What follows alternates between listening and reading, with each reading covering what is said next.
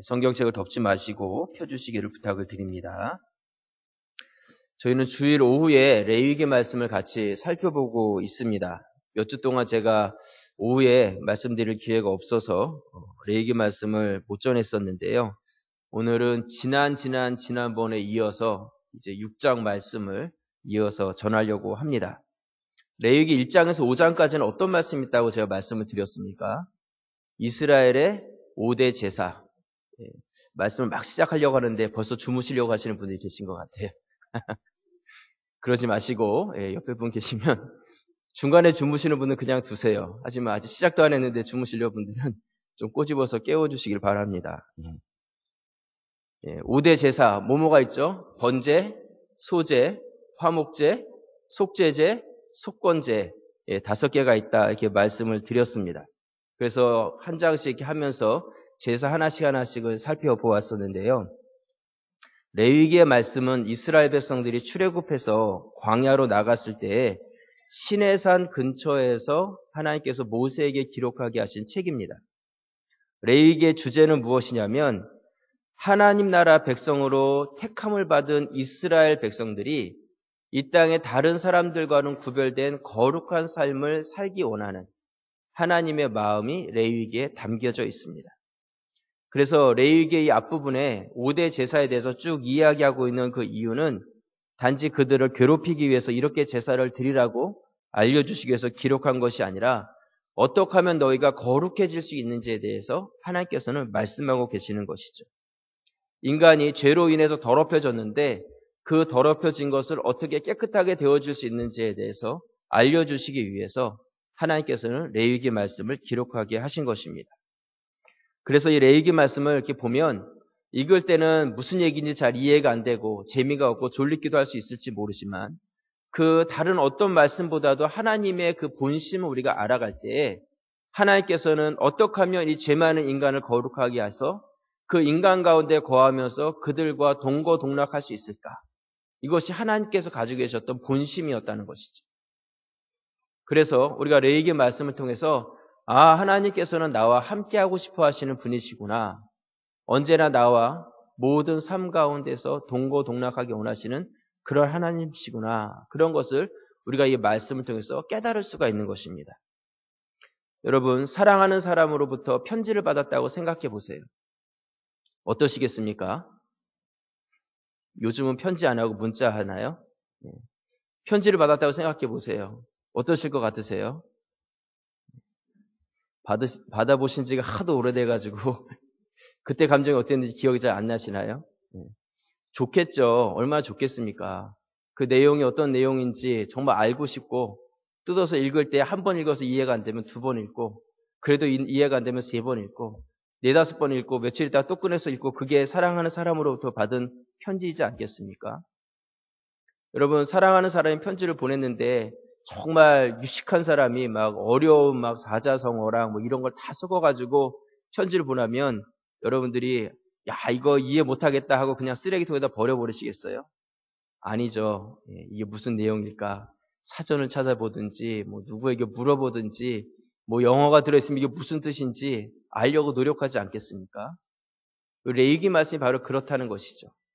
우리가 어렵다고 해서 그냥 우리가 뒤로 제쳐보낼 그런 말씀이 아니라 하나님께서 우리를 사랑하셔서 어떻게 하면 우리를 정결하게 하고 하나님과 함께 할 수 있는 자로 만들기 원하시는지 그런 하나님의 러브레터가 들어있기 때문에 때로는 어렵고 읽을 때 딱딱하다 할지라도 우리가 이 말씀을 알아가고자 하는 그런 열심과 열정들을 우리가 가져야 하는 것입니다.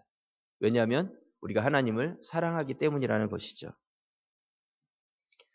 예레미야 7장에 보면요. 이런 말씀이 나오는데요. 우리 말씀 한번 찾아보도록 하겠습니다. 뒤로 이렇게 넘으셔서 예레미야 7장 이사야 다음에 예레미야가 있죠. 몇 페이지에 있나요? 1060 네. 1060이나 1061페이지에 보시면 예레미야 7장이 나와 있는데요. 7장 2절과 3절 말씀 찾으셨나요? 우리 한 목소리로 한번 같이 한번 읽어보도록 하겠습니다. 너는 여호와의 집 문에 서서 이 말을 선포하여 이르기를 여호와께 예배하러 이 문으로 들어가는 유다 사람들아 여호와의 말씀을 들으라. 만군의 여호와 이스라엘의 하나님께서 이와 같이 말씀하시되 너희 길과 행위를 바르게 하라. 그리하면 내가 너희로 이곳에 살게 하리라. 이 말씀이 무슨 뜻이겠습니까? 하나님께서 성전 문에 서서 그 문에 들어오는 자들에게 막 말씀을 하시는 거예요. 선포를 하시는데 너희 길과 행위를 바르게 하고 이 성전 안에 들어가라는 것이죠. 곧 하나님께 제사를 드리기 위해서 하나님을 찾아오는 자들에게 먼저 너희 자신을 하나님 앞에서 온전하게 세우라고 이야기하고 있습니다. 너희 자신을 거룩하게 하고 죄로부터 해결함을 가지고 주님께로 나아오라는 것이죠. 그래서 하나님께서 그들과 같이 지내겠다 말씀하고 계십니다. 여러분, 제가 반복해서 말씀을 드리지만요. 우리가 예배 자리에 나오기 위해서 내가 해야 될 일은 무엇이냐면 나를 거룩하게 하는 것입니다. 나를 거룩하게 하고 주임전을 찾아야 한다는 것이죠. 왜냐하면 내가 거룩하지 못하면 하나님의 임재를 경험할 수가 없어요. 또 나를 거룩하게 하는 방법은 어떤 다른 방법으로 거룩해지는 것이 아니라 성경은 오직 예수 그리스도의 보혈의 공로로만 우리가 거룩해질 수 있다 말씀하고 있습니다. 그렇다면 이 예수 그리스도의 보혈의 공로가 없었던 구약 시대는 어떻게 했겠는가? 그것이 바로 제사라는 것입니다. 제사. 우리가 지난번에 속건제에 대한 말씀을 레위기 5장에서 말씀을 드렸는데요. 하나님의 성물에 대해서 잘못했을 때, 그 금령을 어겼을 때 하나님께 나와서 제사를 드리라는 거예요. 너가 잘못했으니까 그 잘못한 것에 대해서 어떤 페널티를 내라고 범칙급처럼 그렇게 제사를 드리라는 것이 아니라 잘못한 것에 대해서 너희 스스로 부정해진 자신을 거룩하게 하라고 그렇게 말씀하고 있는 것이죠. 오늘 읽었던 이 레위기 6장의 말씀도 마찬가지입니다. 하나님께서는 우리의 작은 잘못도 용납하지 않는 것은 깐깐하신 하나님이 아니라 우리를 거룩히 하기 원하신 하나님이시고 그러므로 인해서 우리와 함께하기 원하신 하나님의 마음이라는 것입니다. 먼저 우리가 읽었던 이 레위기 6장 1절에서 7절 말씀을 어떤 말씀으로 보았냐면 인간과 인간 상호 간의 관계에 대해서 말씀하고 있습니다. 우리가 서로에게 잘못할 수 있죠. 상대방에게 죄를 지을 수 있습니다. 그랬을 때에 어떤 제사를 드려야 되냐면 속건 제사를 드려야 된다. 오늘 그렇게 말씀을 하고 있습니다. 오늘 레위기 6장 2절에 보시면요. 누구든지 여호와께 신실하지 못하여 범죄하되 곧 이웃이 맡긴 물건이나 전당물을 속이거나 도둑질하거나 착취하고도 사실을 부인하거나 남의 잃은 물건을 줍고도 사실을 부인하여 거짓 맹세하는 등 사람이 이 모든 일 중 하나라도 행하여 범죄하면 이는 죄를 범하였고 죄가 있는 자니 그 훔친 것이나 착취한 것이나 맡은 것이나 잃은 물건을 주운 것이나 5절 같이 한번 읽겠습니다.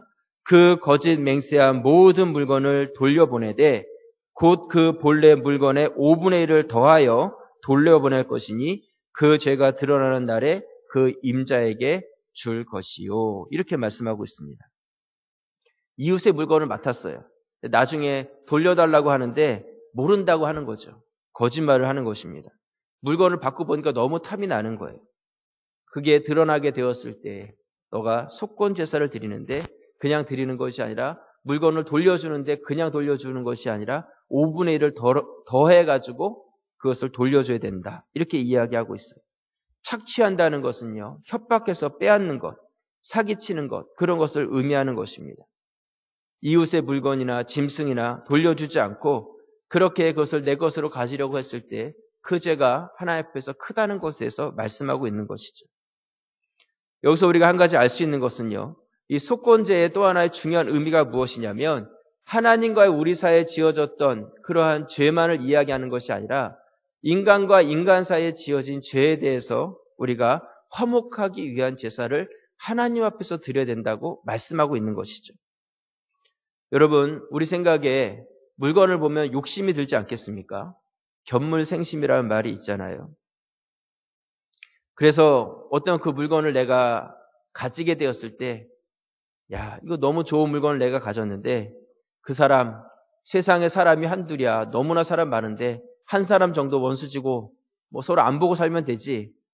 그리고 그냥 그 물건이 탐이 나가지고 가져버렸다면 그것은 어떤 그 사람과의 관계만이 끊어지는 것이 아니라 하나님과의 나 사이의 관계도 같이 끊어지게 된다는 것을 말씀하고 있는 것입니다. 굉장히 중요한 포인트예요. 여러분, 어떤 분들은 일부러 돈이 급한 사람처럼 열심히 다른 사람들에게 막 돈을 빌려 다니는 사람들이 있어요. 막 급한 일이 있습니다. 돈 좀 빌려주세요. 돈 좀 빌려주세요. 해가지고 그냥 돈을 잔뜩 빌려가지고 밤에 도망가 버리는 분들이 계시거든요. 혹시 그런 분 만나신 적 있으십니까? 끄떡끄떡 하시는 분들이 계시는데 마음 착한 분들이신 것 같아요. 여러분, 혹시 그런 분들을 만나시면 여러분이 지혜로우시기를 바랍니다. 교회 안에서 특히 그러한 동관계나 이런 것들이 일어나지 않도록 여러분들이 서로에게 주의를 해주시기를 바랍니다.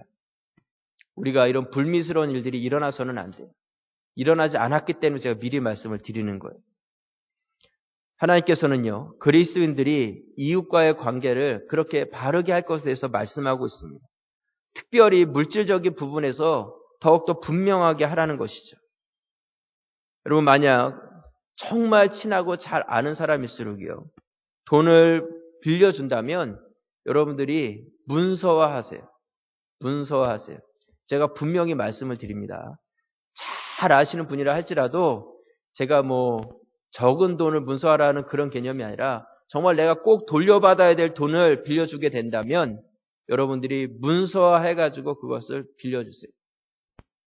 만약에 그냥 잘 알기 때문에 그냥 구두로 그것을 빌려주고 그렇게 하는 일은 교회 안에서 일어나지 않도록, 가급적이면 그런 일 자체가 일어나지 않도록 해주시기를 부탁을 드립니다. 여러분, 이 물질적인 부분에서요, 성도와 성도 사이에, 인간관계 사이에 이 신뢰가 깨어져 버리면 그냥 그 관계만 깨진 것이 아니라 어떤 관계 깨진다고 말씀드렸어요? 하나님과의 나 사이의 관계도 같이 깨어진다는 것입니다. 그렇게 된다면 영적으로 나에게 문제가 생기고 또한 인간관계 가운데서도 불편함이 생기는 것이죠. 어떤 분들은 그까짓 것 생각할지 모르지만 상대방은 그까짓 것이 아니라 그것 때문에 큰 상처를 가지게 되는 것입니다. 여러분, 내가 어떠한 돈을 빌려줬는데 받지 못했다고 생각해 보세요. 상대방은 그까짓 것 생각하고 잊어버릴지 모르지만 나는 그 사람 볼 때마다 돈 생각이 나는 거예요. 내가 빌려준 돈 생각이 나는데 어떻게 그 사람하고의 관계가 온전해질 수가 있겠습니까? 그렇지 않겠어요? 우리가 신앙생활 이것에 대해서 우리가 잘 해가는 것, 기도 잘하고 찬양 잘하고 예배 잘 드리면 된다 생각할지 모르지만 하나님과의 관계성을 우리가 온전하게 잘 해가기 위해서 서로의 관계성들도 잘 해가실 수 있기를 부탁을 드립니다. 이 속건제라는 제사가 바로 그런 제사였어요. 서로 간의 관계성들이 깨어짐으로 인해서 하나님과의 관계성까지 문제가 되지 않도록 하나님께서는 이웃과의 관계들을 온전하게 잘 해감으로 인해서 그 바른 관계성 가운데 서로 화목함으로 그것 자체가 하나님께 영광이 되는 삶을 살기를 바라셨다는 것입니다. 예수님께서는 주기도문을 가르치시면서 뭐라고 말씀을 하시냐면요. 마태복음 6장 말씀을 한번 찾아보도록 하겠습니다. 이렇게 넘기셔서 신약성경책 마태복음 6장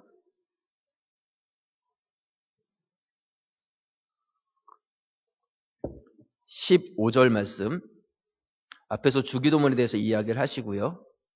찾으셨나요? 같이 한번 읽어보겠습니다.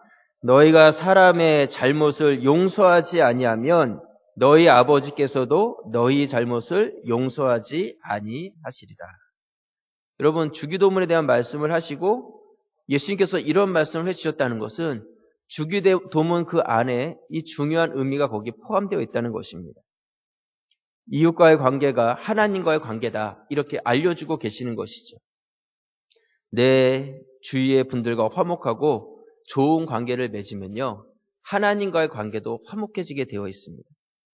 하지만 이웃과의 관계가 틀어지고 부부 사이도 맨날 싸우기만 하고 무엇인가 내 관계성 가운데 문제가 생기면 하나님과의 관계도 어려움이 생기게 된다는 것이죠. 여러분, 우리가 성도라는 이름을 갖기 전에 우리는 인간이라는 이름을 먼저 가졌어요. 이 땅에 태어날 때부터 우리는 아기로 태어났을 때 성도가 태어났다 이렇게 이야기하지 않고 사람이 태어났다 이렇게 이야기하지 않습니까? 그러다가 자라다가 예수 그리스도를 믿고 변화가 되면 성도가 되는 거잖아요. 그래서 그 총신대 신학교 표 중에 하나가 뭐예요? 목사가 되기 전에 인간이 되라. 목사가 되기 전에 인간이 되라는 거예요. 여러분, 우리가 신앙생활 하면서 내가 뭐 신앙생활만 잘하면 돼 이런 마음을 가질지 모르지만 신앙생활을 잘하기 전에 인간생활도 잘하셔야 합니다. 인간생활을 잘하세요. 신앙생활만 잘하면 된다고 생각하는 분들은 하나님의 그 본심에 대해서 잘 모르시는 거예요. 하나님께서 가지고 계신 하나님의 그 본심. 우리가 서로 잘 지내고 성도 안의 교제가 풍성한 그런 삶을 하나님께서는 살길 원하십니다. 그렇게 살아가는 삶을 하나님께서 또한 기뻐하세요. 부모님들도 자녀들이 서로 화목하고 서로 재밌고 즐겁게 사이좋게 지내면 부모 마음이 그냥 기쁜 거예요. 아이들이 막 웃고 떠드는 소리만 들어도 부모들은 내가 부모 노릇 잘하고 있구나 이런 생각이 든다니까요. 걔네들이 뭘 해줘서가 아니라 아이들이 그냥 서로 간에 잘 지내기만 해도 그것이 부모의 마음이 되는 것처럼 우리가 하나님 안에서 성도들이 서로 교제하고 즐거움을 나누게 될 때 그것이 하나님께 영광이 되고 하나님 마음을 기뻐하게 하는 삶이 되는 것입니다. 그렇기 때문에 우리 교회 안에 좋은 성도들이 세워지기 위해서는요. 저분 참 신앙이 좋아. 신앙이 좋아. 물론 신앙 좋은 분들이 꼭 필요하겠지만 인격적으로 좋은 분들이 필요합니다. 오해하지 마시기 바랍니다. 여러분들이 내가 가지고 있는 직분에 걸맞는 그런 인격을 가질 수 있기를 부탁을 드려요. 초대교회에 이방 땅에 최초로 세워진 교회가 있었어요. 이방 교회. 어느 교회죠? 네? 안디옥 교회. 알면서 다 모른 척 하시는 것 같은데. 무슨 교회라고요? 안디옥 교회. 안디옥 교회가 이방 땅에 세워졌는데 모교회인 예루살렘 교회에서 소식을 들은 거예요. 저 이방 땅 안디옥에다가 거기에 막 가서 사람들이 막 복음을 전했는데 이름도 없는 사람들이 복음을 전했는데 거기에 막 사람들이 모여들기 시작하더니 정말 굉장히 많은 수가 모이는 이방 교회가 생겨났다는 것이죠. 그러니까 모 교회인 예루살렘 교회가 염려가 되는 거예요. 사람들이 많이 모였다는데 그 사람들 중에 이단이나 잘못된 사상이나 이러한 잘못된 리더자가 세워져서 그 많은 사람들에게 잘못된 복음을 전하게 되면 어떡하겠는가? 그렇다면 우리가 거기에 가서 목회를 감당할 수 있는 그러한 사람을 세워야 되지 않겠느냐? 그래가지고 그 예루살렘 교회 안에서 사람을 세우는데 어떤 사람을 세웠냐면 또 신학적인 어떤 그런 능력이 뛰어난 사람을 세운 것이 아니었어요. 누구를 세웠냐면 바나바라는 사람을 세웁니다. 우리 사도행전 11장을 한번 찾아보도록 하겠습니다. 이렇게 뒤로 더 넘기셔가지고요. 사도행전 11장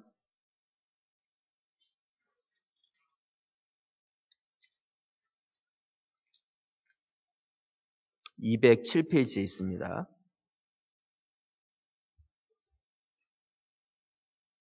24절 찾으셨나요? 네, 11장 24절 우리 같이 한번 한 목소리 읽어보겠습니다. 바나바는 착한 사람이요 성령과 믿음이 충만한 사람이라.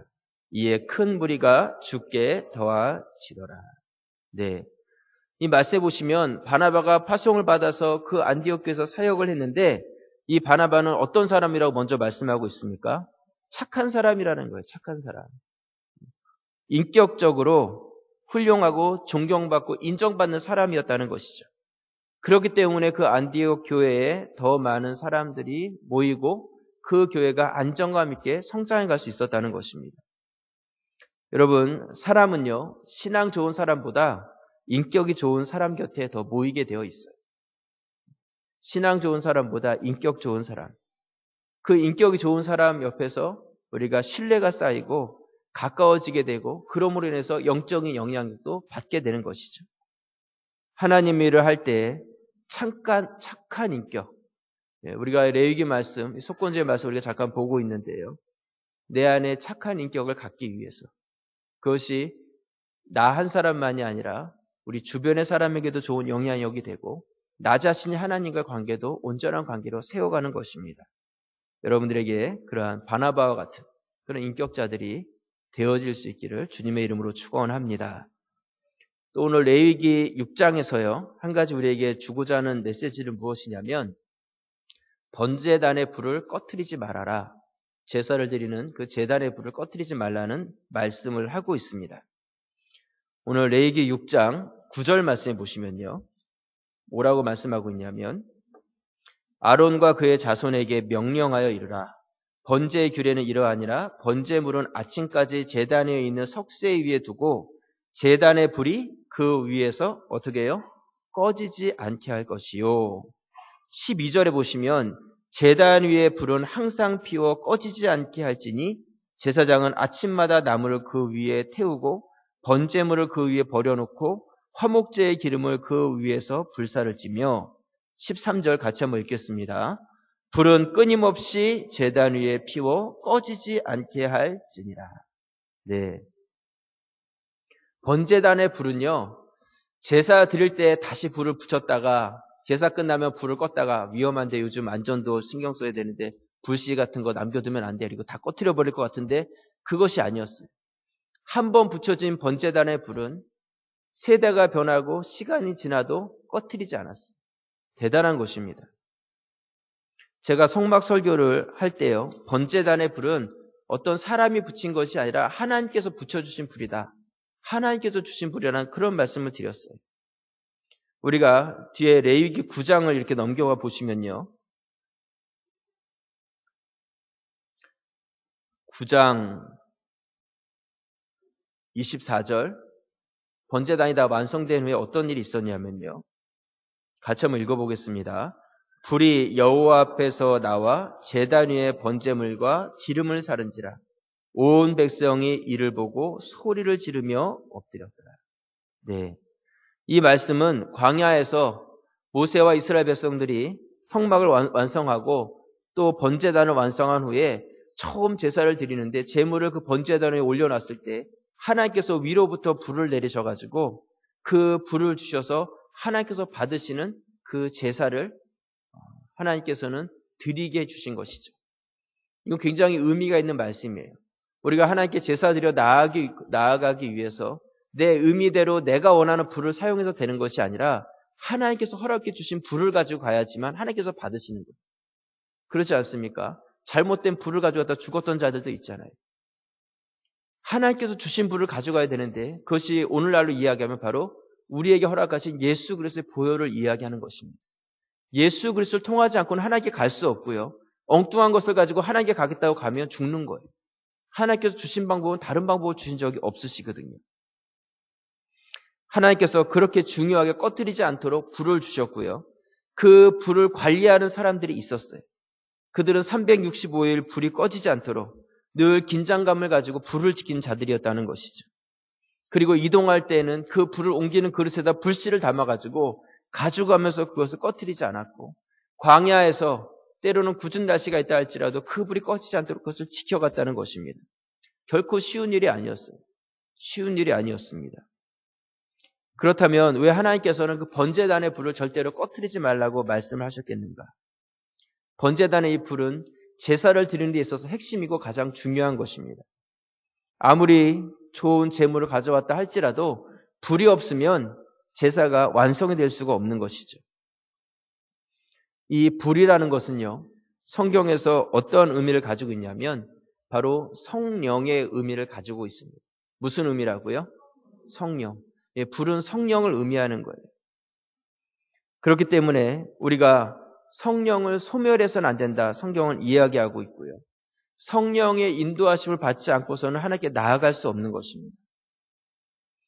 여러분, 우리가 번제단의 불을 받았다는 것, 또한 우리가 이미 우리 안에 성령의 불을 가졌다는 것, 우리가 이것을 늘 지켜갈 수 있는 성도가 되셔야 하는 것입니다. 누가 해주겠거니가 아니라 내가 지켜야 될 나의 불이 있다는 것이죠. 그 번제단의 불, 내 안에 있는 성령의 불이 꺼지지 않도록 그것을 지켜갈 수 있는 좋은 방법은 무엇이냐면 이스라엘 백성들이 그 번제단의 불을 꺼뜨리지 않고 잘 지켜갔던 그 방법을 알면 우리 안에 있는 성령의 불도 꺼뜨리지 않고 지켜갈 수가 있습니다. 이스라엘 백성들은 어떻게 그 불을 지켜갔냐면요. 오늘 레위기 6장 12절 말씀을 다시 보시면 뭐라고 이야기하고 있냐면 불은 끊임없이 제단 위에 피워 꺼지지 않게 할지니라. 이렇게 말씀하고 있어요. 아침마다 나무를 넣고 계속해서 그 불이 꺼지지 않겠다는 것이죠. 근데 이 끊임없이 했다는 이 개념은 무엇이냐면 번제를 드리는데 그냥 번제가 아니라 상번제를 드렸다는 거예요. 상번제. 하루에 2번 어린 양을 잡아서 아침 저녁으로 그 불을 태워서 하나님께 제사를 드렸습니다. 그렇게 제사를 드리고 나면 남은 불씨가 있고 그 불씨가 꺼지기 전에 또 제사를 드리는 것이죠. 여러분, 이 상번제라는 개념이 바로 예배라는 것입니다. 나의 삶 가운데서 하나님 앞에서 드려지는 규칙적인 예배를 가지고 있을 때 우리 안에 있는 성령의 불이 꺼지지가 않는 것입니다. 여러분들, 이 오후 찬양 예배 오신 분들은 이 불을 잘 지켜가고 계신 분들이세요. 우리 옆에 계신 분들하고요, 인사를 나누겠습니다. 훌륭하십니다. 예, 훌륭하십니다. 예, 정말 훌륭하신 분들이세요. 이 불 꺼뜨리지 않고 지금 잘 지켜가고 계신 분들이시거든요. 예. 여러분, 사단은요, 예배 드리는 것을 싫어합니다. 그렇기 때문에 우리의 예배를 늘 공격해요. 모이기를 패하도록 그렇게 공격합니다. 우리가 이럴 때일수록 그날이 가까움을 볼수록 우린 더욱더 모이기에 힘쓰고 예배하기에 기뻐하실 수 있기를 부탁을 드립니다. 특별히 제가 가정예배에 대해서 계속해서 말씀을 드리는데요. 가정예배 너무너무 중요합니다. 내 안에 있는 성령의 불을 꺼뜨리지 않으시려면 가정예배 드리셔야 돼요. 어제도 저희 가정에서 예배를 드리면서요. 예배 마치면서 저희 아이한테 물어봤어요. 너는 뭐가 되고 싶으니? 너는 뭐가 되고 싶으니? 뭐가 되고 싶다고 이야기를 하더라고요. 그래서 제가 아이들을 위해서 기도해 줬어요. 하나님, 이러한 비전을 가지고 있는데 이 비전을 이루기 위해서는 공부도 해야 되고 뭔가 준비됨이 필요합니다. 건강도 필요하고 하나님께서 아이를 축복해 주옵소서. 그냥 도와주세요. 그냥 잘해주세요. 그냥 축복해주세요. 돈 많이 주세요. 어떤 그 개념이 아니라 분명한 목적을 가지고 목적이 있기 때문에 이 목적을 이루기 위해서는 이러한 복이 필요한 것이죠. 그것을 위해서 기도해주고 또 기도해주니까 아이들 눈빛이 조금 달라져요. 내가 정말 저게 돼야 되나 하는 눈빛인 것 같기도 하고 그러면서 아이들이 그러면 내가 정말 좀 더 열심히 해봐야 되겠구나. 무엇인가 아버지가 또 어머니가 나를 위해서 기도해주고 계시는구나. 어떤 그런 것이 아이들에게 굉장히 큰 도전이 됩니다. 여러분, 가정 안에서부터 예배가 회복되고요. 왜 우리 남편은, 우리 아이는 교회 안 올까? 염려하지 마시고 가정에서부터 예배 드리세요. 제가 말씀드렸잖아요. 교회는 안 와도 집에는 오잖아요. 그렇죠? 집에까지 안 오면 그건 정말 기도 제목이지만 집에는 들어오잖아요. 거기까지는 왔으니까 거기서부터 예배하시면 됩니다. 너무 어렵게 생각하지 마시기를 부탁을 드립니다. 엠마오로 가는 2 제자, 우리 그 이야기 아시죠? 예수님께서 부활하셨다는 소식을 듣고 그들은 부활하신 예수님이 계신 예루살렘이 아니라 반대 방향인 엠마오로 가고 있었어요. 그때 예수님께서 그들에게 나타나셔서 그들 가운데 성경을 풀어서 말씀을 해주시죠. 그리고 후에 이분이 바로 주님이셨구나 하고 그것을 그들이 깨닫게 됩니다. 그랬을 때 그들이 어떻게 고백을 하냐면요. 누가복음 24장을 이렇게 펴보시면요. 신약 성경책 누가복음 24장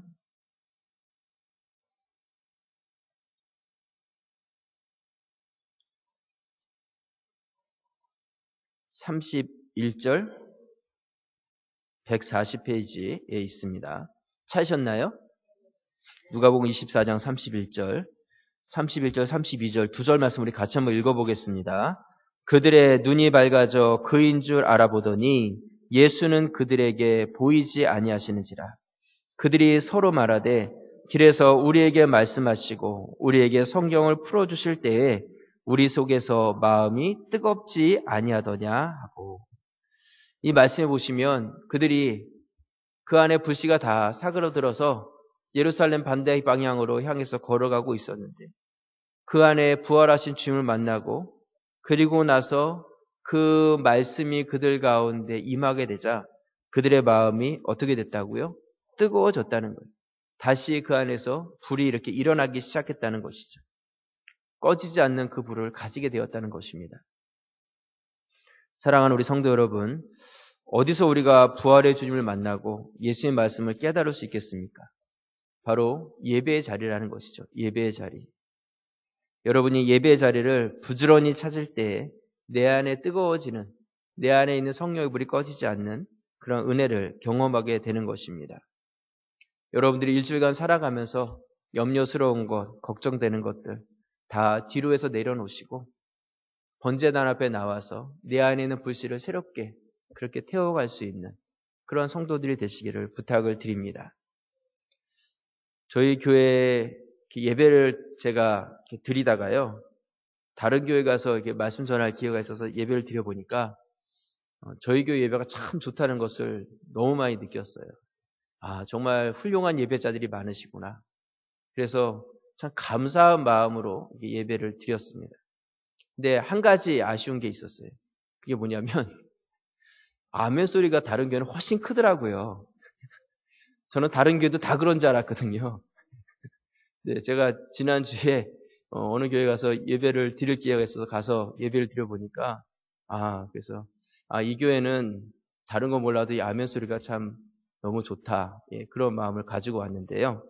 제가 왜 갑자기 아멘 소리 이야기를 하냐면 불을 꺼뜨리지 말자 이런 말씀을 드리고 보니까 우리 좀 아멘 소리가 좀 더 커졌으면 좋겠다 그런 생각을 갖습니다. 아멘이십니까? 네, 네. 다음 주에 보겠습니다. 네.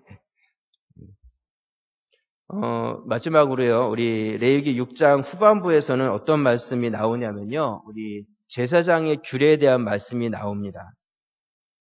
제사장이 소제를 드릴 때, 속죄제를 드릴 때 어떻게 해야 되는지 말씀을 하고 있는데요. 소제라는 것은 동물이 아니라 가루를, 누룩이나 꿀을 넣지 않고 하나님께 드리는 것이 소제다. 제가 소제에 대해서 말씀을 드렸습니다. 처음 익은 열매를 그것을 볶아서 찧어가지고 가루를 만들어서 그것으로 제사를 드렸어요. 소제는 땅에서 얻은 것을 하나님께 드림으로 땅에서 얻은 모든 것이 하나님의 것이라는 것을 인정하는 것이 소제고, 그 소제는 어떤 다른 목적이 아니라 감사가 목적이 되어 있습니다. 중요한 것이 감사의 목적이 담겨져 있습니다. 그래서 소제를 드릴 때에 한 움큼을 집어서 하나님께 그것을 드리고 남은 것은 제사장이 먹을 수 있도록 허락을 해줬습니다. 오늘 레위기 6장 15절 말씀해 보시면요. 15절, 그 소제의 고운 가루 한 움큼과 기름과 소제물의 유황을 다 가져다가 기념물로 제단 위에서 불살라 여호와 앞에 향기로운 냄새가 나게 하고, 그 나머지는 아론과 그의 자손이 먹되 누룩을 넣지 말고 거룩한 곳 회막 뜰에서 먹을지니라. 그것에 누룩을 넣어 굽지 말라. 이는 나의 화제물 중에서 내가 그들에게 주어 그들의 소득이 되게 하는 것이라. 속죄제와 속건제에 같이 지극히 거룩한즉, 18절 같이 한번 읽겠습니다. 아론 자손의 남자는 모두 이를 먹을지니 이는 여호와의 화제물 중에서 대대로 그들의 영원한 소득이 됨이라. 이를 만지는 자마다 거룩하니라. 하나님께서 성막에서 일하는 제사장들의 필요를 책임져 주십니다. 그래서 하나님의 일만 잘 감당해도 하나님께서 그의 모든 삶을 책임져 주신다는 것이죠. 그렇기 때문에 나중에 가나안 땅에 들어갔을 때에도 레위 지파는 땅을 얻지 않았어요. 분깃이 없었습니다. 레위 지파는 모든 그 지파들이 사는 곳에 성읍을 얻어서 그 성읍 안에 들어가서 산 것을 우리가 볼 수가 있습니다. 오늘 말씀에서 특이한 것은 무엇이냐면 그 소제를 드릴 때 누룩을 넣지 말라는 거예요. 여러분, 누룩을 넣으면 그 떡이나 빵이 어떻게 되냐면 맛있어집니다. 부풀어 올라가지고 부드럽고 맛있잖아요. 근데 누룩을 넣지 않으면 그것이 맛있지가 않거든요. 그런데 우리가 귀양 먹을 거면 맛있게 해서 먹고 싶지 않습니까? 그런데 하나님께서는 누룩을 넣지 말고 맛없게 해서 먹으라고 이야기를 하고 계십니다. 누룩을 넣지 말라고 하신 그 이유는요, 바로 그 누룩이 죄를 상징하는 것이기 때문이에요. 죄에도 기쁨이 있다는 것을 늘 기억하시길 바랍니다. 죄에 기쁨이 없으면 죄질 사람이 없거든요. 하지만 죄를 지으려고 할 때 보면 그 죄에서 주는 기쁨이 있어요. 때로는 아주 짜릿한 기쁨이 있을 수도 있고요. 짤막한 기쁨이 있을 수도 있고, 근데 그 기쁨이 영원할 수가 없습니다. 죄의 기쁨은. 그것을 넣어서 먹으면 당장은 맛있을지 모르지만 그것이 우리에게 유익이 되지 않는다는 것을 분명하게 알려주고 계시는 것이죠. 또 한 움큼의 것을 드리고 나머지를 제사장에게 주라는 그 개념은 어떤 개념이냐면 하나님께 드린 것이나 그 나머지의 것이나 다 하나님의 것이라는 것을 의미하는 것입니다. 이것도 굉장히 중요한 의미가 있어요. 우리가 하나님께 11조를 드리죠. 11조를 드릴 때에 내가 내 수입의 11조를 다 계산해가지고 이번 달에 이만큼이 11조야 해서 11조를 드렸으니까 내가 하나님 것은 드렸고 나머지 10분의 9는 내 것이니까 내 마음대로 해도 된다 생각할지 모르지만 그렇지가 않다는 것이죠. 나에게 주어진 10분의 9도 하나님의 것이기 때문에 그 안에 누룩이 들어가지 않도록 우리가 주의해서 사용할 수 있어야 된다는 것입니다. 물질을 사용할 때 우리가 하나님께서 원하시는 것이 무엇일까를 생각하면서 사용하는 그런 것에 대해서 우리가 늘 생각하면서 물질을 사용하라는 것이죠. 오늘 또 20절 말씀에 보시면요. 아론과 그의 자손이 기름 부음을 받는 날에 여호와께 드릴 예물은 이러하니라. 고운 가루 10분의 1 에바를 항상 드리는 소제물로 삼아 그 절반은 아침에 절반은 저녁에 드려라. 이렇게 말씀하고 있습니다. 이것은 제사장의 위임식에 대한 말씀이에요. 이 레위기 6장이 굉장히 여러 다양한 말씀들을 하고 있는데요. 그런데 이 위임식을 드릴 때 그 드리는 소제물로 이 소제를 드리라고 이야기를 하고 있죠. 가루를 드리라고요. 위임이라는 것은 하나님으로부터 직분을 받는 것을 의미하는 것이고 또한 그 직분을 받는 것이 단지 어떠한 목사나 어떤 교육자만이 아니라 우리에게 주어진 모든 직분을 이야기하는 것이 그것을 의미하는 것입니다. 중요한 것은요. 나에게 주어진 그 모든 직분이 하나님께로부터 받았다는 것을 기억하고 내가 하나님께 드리는 그 소제물을 가지고 있어야 한다는 것이죠. 나의 삶 가운데, 나의 사역 가운데 내가 정말 하나님 앞에서 온전히 드려지는 삶으로 나아가게 됐을 때 그것이 하나님께서 우리를 기뻐하시고 받으시는 그러한 성도의 삶과 직분자의 삶이 된다 말씀하고 있는 것입니다. 여러분 여기서 항상 우리에게 드리라고 말씀하신 것은 항상이라는 개념은 변함없다는 것을 이야기하는 것입니다. 변함없다는 것은 충성됨을 이야기하는 것이고요. 이 변함없다는 것은 결코 쉬운 것이 아닙니다. 나에게 주어진 사역과 직분들 그 안에서 내 그것을 감당해 가기 위해서 변함없는 성도들이 우리 가운데 필요하다는 것입니다. 오늘 이 레위기 6장의 말씀들을 통해서 하나님께서 나에게 원하시는 것이 무엇일까? 여러분들이 한 번 더 생각하시고 또한 나에게 거룩을 통해서 하나님과 함께하기 원하시고 거룩함을 통해서 이제 내가 이 땅 가운데 어떠한 삶을 살아가기 원하시는지 그 하나님의 뜻을 생각하면서 나에게 주어진 또 한 주간의 삶을 여러분들이 살아가실 수 있기를 부탁을 드립니다. 우리 찬양의 가사에 보면 어두운 세상 지날 때 햇빛 되게 해달라는 찬양이 있잖아요. 아침 해가 돋을 때. 우리 이 찬송이 오늘 이 말씀하고 너무 잘 맞는 말씀이라고 생각을 합니다. 나에게 주어진 시간과 직분과 모든 것들 거룩함을 가지고 바르게 살아갈 수 있는 그런 성도 되기 원합니다. 우리 찬송가 552장인데요. 우리 찬송